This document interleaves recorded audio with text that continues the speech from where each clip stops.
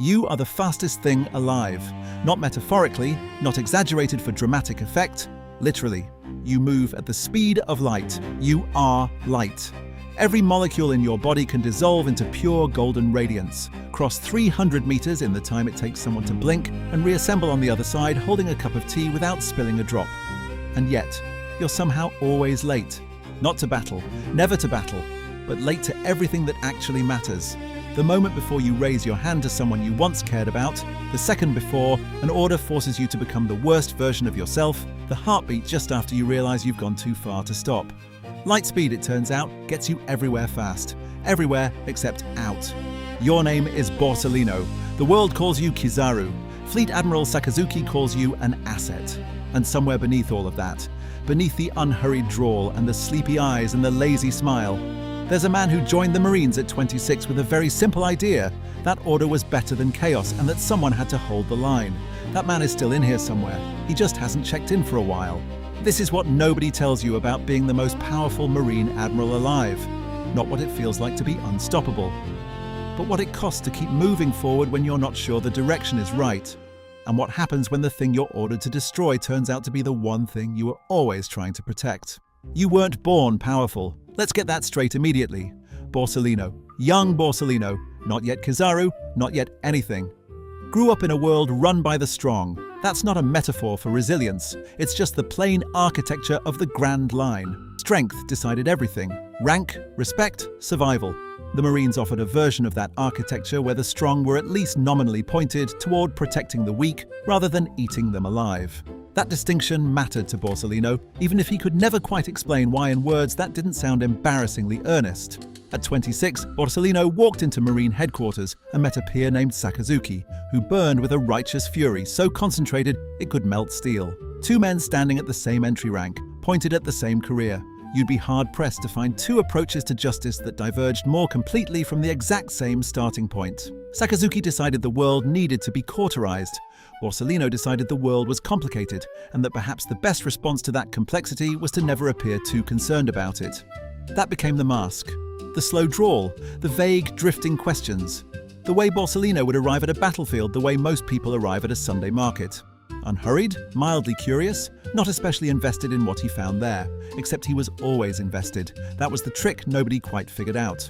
The pika pika no mi, the glint glint fruit, came later, and it suited Borsalino in the most ironic way possible. Light is the fastest thing in the universe. Light also can't be grasped. It illuminates everything it touches and belongs to none of it. Borsalino held that fruit in his hands once and thought, yes, that sounds about right. He swallowed it, and the world turned gold. The first time Borsalino moved at the speed of light, the experience wasn't what he expected. He expected power.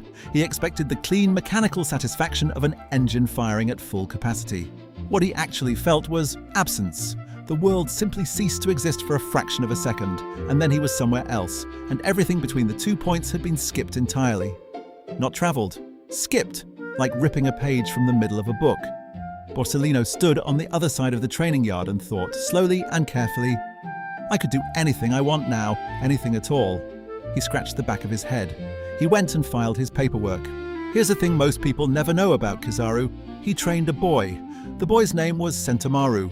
Enormous even as a teenager, sullen and distrustful in the particular way of someone who's been given many reasons to distrust, carrying a giant axe with the casual ease of someone born holding weight. Borsalino didn't mentor Sentomaru in a formal sense. No lectures, no drills, no bamboo stick.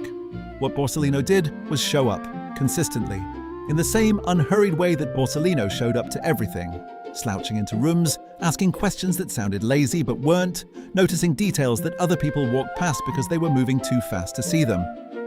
And slowly, Sentomaru learned that the most dangerous man in any room was the one who never seemed hurried. Borsalino also knew Vegapunk. Dr. Vegapunk, genius, heretic, obsessive, the finest scientific mind in the history of the Grand Line, had a relationship with the Marines that was equal parts alliance and mutual hostage situation. But Borsalino liked Vegapunk. That was the honest truth of it. Vegapunk asked questions about how Borsalino's light propagated, whether it behaved as a wave or a particle, whether the transformation was instantaneous or sequential.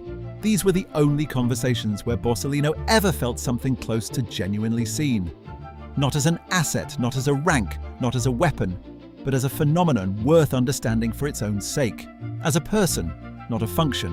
Borsalino told Sentomaru once in the way of someone half asleep and not entirely meaning to speak aloud. "Protect Vegapunk, would you? I'd appreciate that." Sentomaru nodded.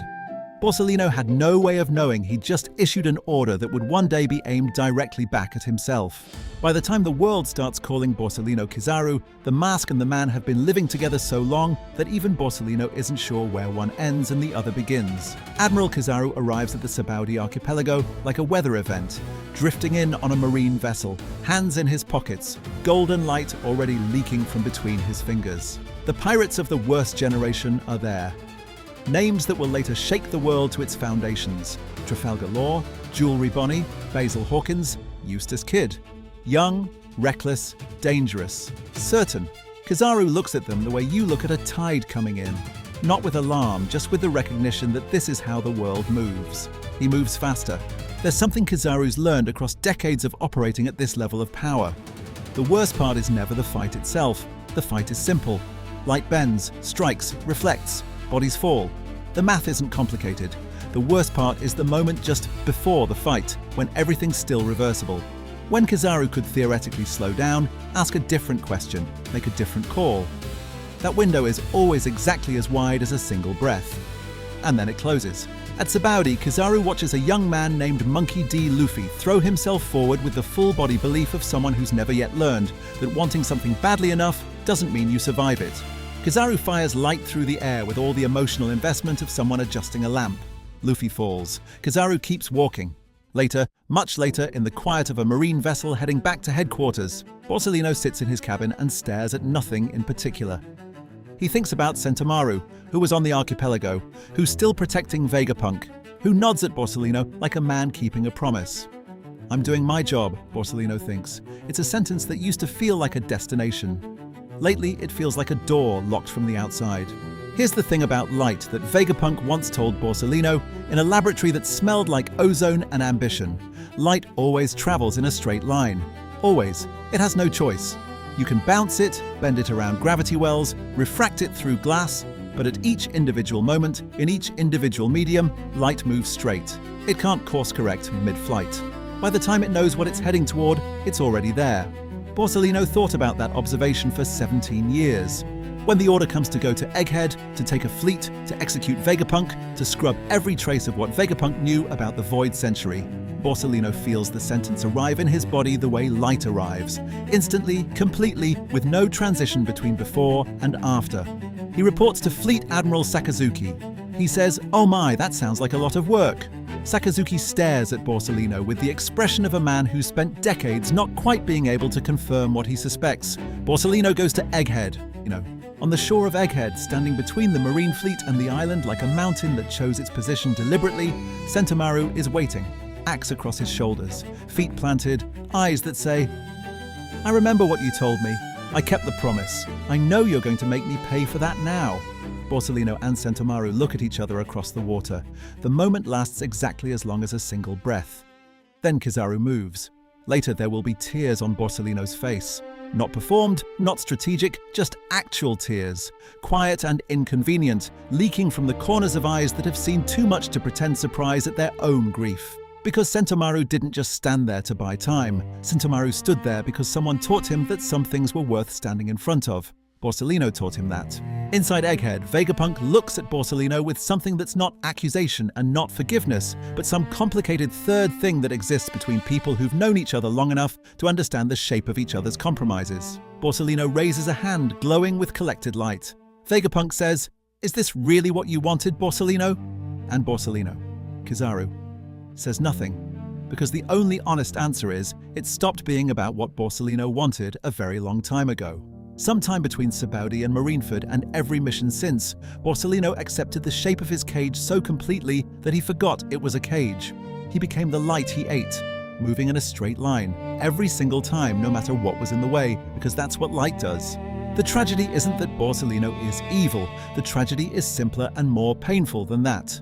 Borsalino is a brilliant, perceptive man who chose an institution over his own conscience, so incrementally that no single choice ever felt like the choice.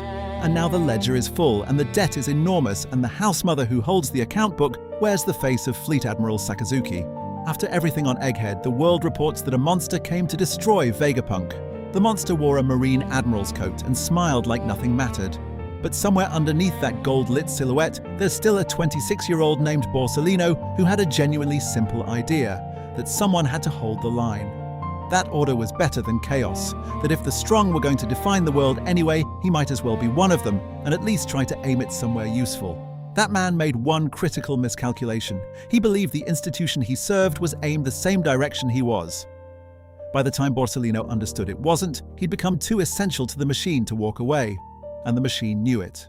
Here's what One Piece actually says about characters like Kizaru, the thing it's been building toward for hundreds of chapters. Moral injury isn't something that happens to weak people. It happens to capable people who outsourced their conscience to a system and called it professionalism. Borsalino didn't lose his sense of right and wrong in one dramatic moment. Borsalino lost it the way you lose things in a tidy room. Slowly, by putting it somewhere logical and then slowly forgetting where that was. The fastest man alive. Always already somewhere else by the time the damage lands. Across all those years of light-speed movement, all those orders followed, and battles won, and appointments kept.